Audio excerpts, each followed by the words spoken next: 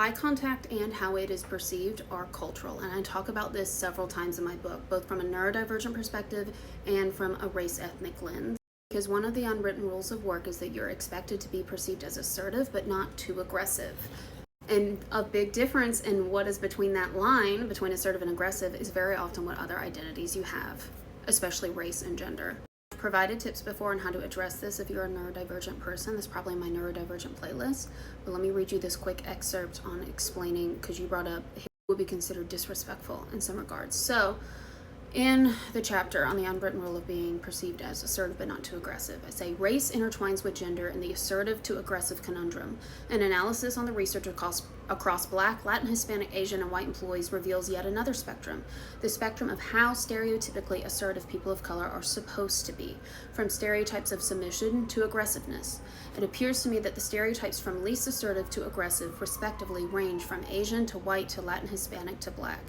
This is consistent with my research, which found an especially strong relationship between perceptions of aggression and Black employees. Much of this perception has to do with stereotypes. In North America, Asians are stereotyped as submissive and generally disliked if they come across as dominant. This stereotype is rooted in the high power distance associated with many Asian cultures, which normalize a respect for authority and elders. While Asian men have more wiggle room here than Asian women, they are still expected to be deferential and agreeable towards white men. This can make it especially challenging for Asian Americans and Asian expatriates to succeed in American workplaces which require assertive behavior.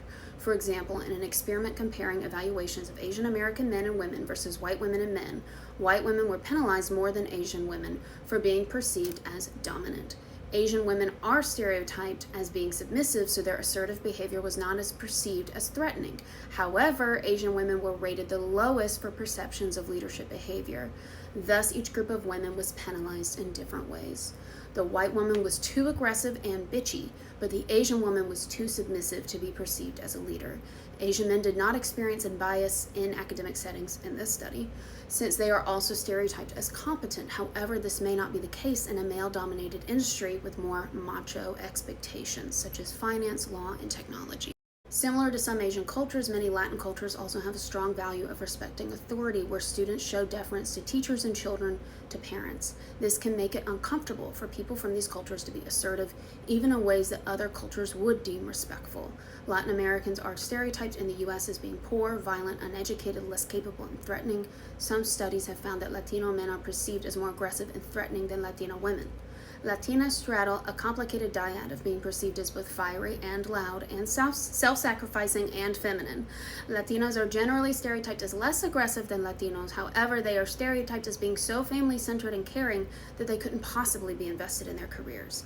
Thus, similar to Asian women, they are often not perceived as a fit for leadership, which aligns with the reality that only 1% of C-suite leaders are Latina, the smallest demographic.